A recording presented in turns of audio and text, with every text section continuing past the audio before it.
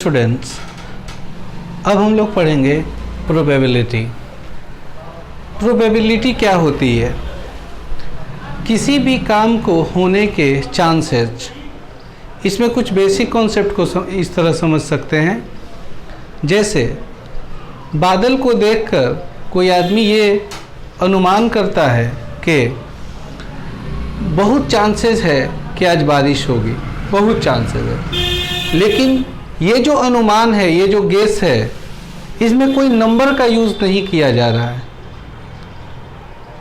तो इसी चीज़ को बोलने का दूसरा तरीका है कि 80% चांस है, ध्यान दीजिएगा, 80% चांस है कि बारिश हो जाए, 90% चांस है कि बारिश होगी। कोई चांस नहीं है जिसको हम लोग कहेंगे 0% चांस है कि आज बारिश होगी। बहुत धूप निकली हुई है, हम कहते हैं कोई चांस नहीं है कि आज बारिश होगी, यानी उसी को नंबरिंग में कैसे कर सकते हैं? 0% चांस है कि बारिश होगी।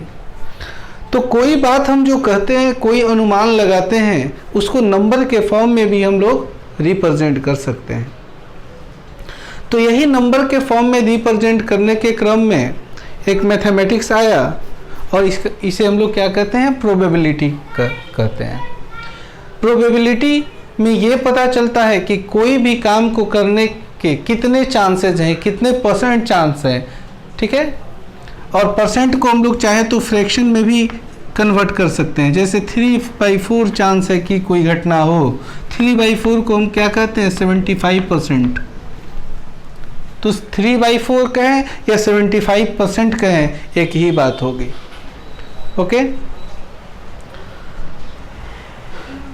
उसके बाद प्रोबेबिलिटी के बारे में सबसे महत्वपूर्ण बात यह है कि किसी भी घटना की प्रोबेबिलिटी 0 to 1 के बीच ही होती है। क्या होती है?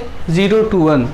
किसी भी घटना की प्रोबेबिलिटी कम से कम कितनी हो सकती है? 0 और मैक्सिमम 1 हो सकती है। 1 से ज़्यादा कभी नहीं हो सकती है। 1 मतलब श्योर, 1 मतलब श्योर और 0 मतलब इम्पॉसिबल। श्योर और इम्पॉसिबल के बीच की ही सारी घटनाएं होती हैं।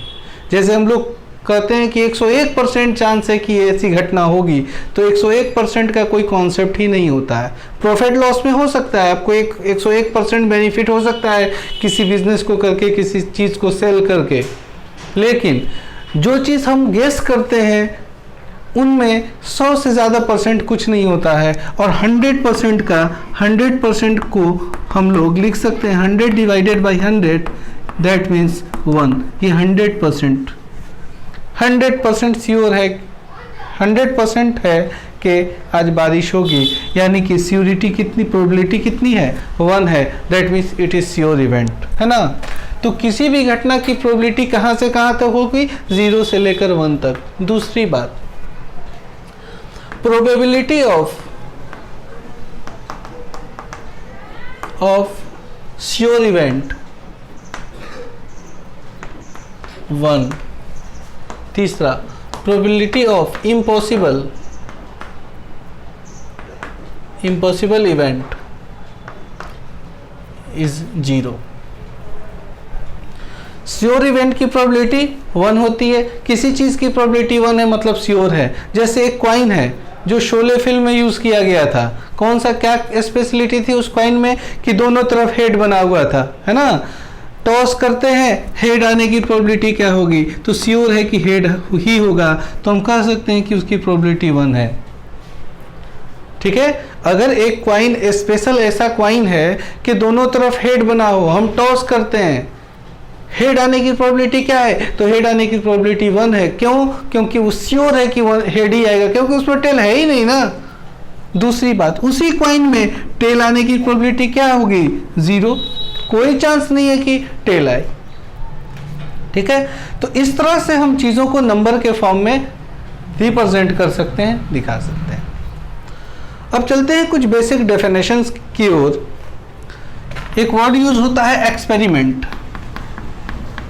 एक्सपेरिमेंट, ये एक्सपेरिमेंट क्या होता है?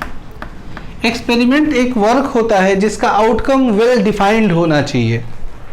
मतलब हम कोई वेल डिफाइंड एक्सपेरिमेंट का क्या मतलब, वेल डिफाइंड आउटकम का क्या मतलब, जैसे एक कॉइन को मैंने उछाला, टॉस किया, अगर हेड आता है तो ये एक्सपेरिमेंट में काउंट होगा, अगर टेल आता है तो भी एक्सपेरिमेंट में काउंट होगा। और कभी लोग कहते हैं ना कॉइन खड़ा रह गया तो क्या होगा, तो अगर खड़ा रह गया तो उसको एक्सपेरिमेंट में काउंट नहीं करेंगे, क्योंकि उसके आउटकम का कोई भी डेफिनेशन नहीं है, कोई मतलब उसका कोई वेल डिफाइंड आउटकम आया ही नहीं। जैसे लूडो खेल रहे हैं, उसका जो डाइस है वो खो गया, नीचे गिर के खो गया, तो उसका भी तो आउटकम का कोई ये डेफिनेशन नहीं है। तो ऐसी चीज़ों को हम साइड रखते हैं, हमारे प्रोबेबिलिटी में ऐसी कोई घटना नहीं होगी। कॉइन को टॉस करेंगे तो दो ही घटना हो सकती है, या तो हेड आएगा या तो टेल आएगा। ऐसा हो सकता है कि टेल नहीं आए अगर कॉइन में दोनों तरफ हेड बना हो तो, लेकिन वो स्पेशलाइज होगा। जनरली कॉइन की बात करेगा तो आपको श्योर है कि उसमें दो चीज़ें हेड और टेल हैं, लेकिन स्पेशल होगा तो वहाँ पे बताया रहेगा। जैसे कि एक डाइस है, डाइस पे क्या होता है 1 2 3 4 5 6 ऐसे लिखा हुआ होता है, या फिर पॉइंट दिया होता है 1 पॉइंट 2 पॉइंट, है ना 6। लेकिन कोई ऐसा कॉइन है जिसमें 6 सरफेसेस तो हैं, लेकिन सॉरी कॉइन बोल रहे हैं, ऐसा क्यूब है ना, जिसमें 6 सरफेसेस हैं, लेकिन 2 सरफेस पे 1, 2 सरफेस पे 2, 2 पे 3 लिखा हुआ है, टोटल 6 सरफेस खत्म, यानी 4 5 6 उसमें है ही नहीं, तो वो स्पेशलाइज हो गया। उसके भी आउटकम्स वेल डिफाइंड ही होंगे, ओके। लेकिन ऐसी घटना जब होगी, ऐसे सिचुएशन जब आएंगे तो आपको दिया जाएगा उसके बारे में इंफॉर्मेशन, और जब तक कोई इंफॉर्मेशन नहीं दिया गया है तो क्या कहेंगे, बस वो सिंपल क्यूब है ना, सिंपल डाइस है ना। क्लियर। तो इस तरह से क्या हुआ कि हम चीज़ों को, हम एक्सपेरिमेंट को समझ गए कि एक्सपेरिमेंट क्या होगा। एक और वर्ड होता है random experiment. Random experiment, random experiment कहते हैं एक ऐसे एक्सपेरिमेंट को, चूंकि एक्सपेरिमेंट को तो समझ गए हैं तो एक्सपेरिमेंट के टर्म में इसका डेफिनेशन हम समझ सकते हैं। रैंडम एक्सपेरिमेंट एक ऐसे एक्सपेरिमेंट को कहते हैं जिसके रिजल्ट हम जानते नहीं हो, और एक ही एक्सपेरिमेंट को 2 बार 3 बार करने पे रिजल्ट बदल भी सकता हो, है ना। जैसे एक एग्जांपल देते हैं, H2 में अगर O मिलाते हैं, ये एक्सपेरिमेंट करते हैं तो H2O बनता है। चूंकि हम ये सेटिस्फाइड नहीं है, बस समझाने के लिए, है ना, H2O बनता है। बार बार मिलाएंगे तो बार बार वही घटना होगी। लेकिन टॉस को एक बार उछालेंगे तो हेड आएगा, दूसरी बार उछाले तो मान लेते हैं फिर से हेड आ गया, लेकिन हो सकता है कि तीसरी चौथी पांचवी बार किसी एक बार में टेल आ गया। सेम एक्सपेरिमेंट कर रहे हैं लेकिन रिजल्ट क्या हो रहा है, डिफरेंट आ जा रहा है। ऐसे एक्सपेरिमेंट को क्या कहते हैं हम लोग, रैंडम एक्सपेरिमेंट, ओके। जिसका रिजल्ट फिक्स नहीं हो, हम श्योर नहीं हो कि क्या आने वाला है ना। श्योर हो सकते हैं लेकिन फिक्स नहीं हो कि यही आएगा। क्लियर। श्योर होना तो मेरा गेस करने की बात है ना, कि हम गेस कर रहे हैं हम श्योर हैं कि नहीं, या कुछ लॉजिक के आधार पे समझ रहे हैं। तो ये सारी चीज़ें हम बेसिक चीज़ हैं, बेसिक डेफिनेशंस हैं।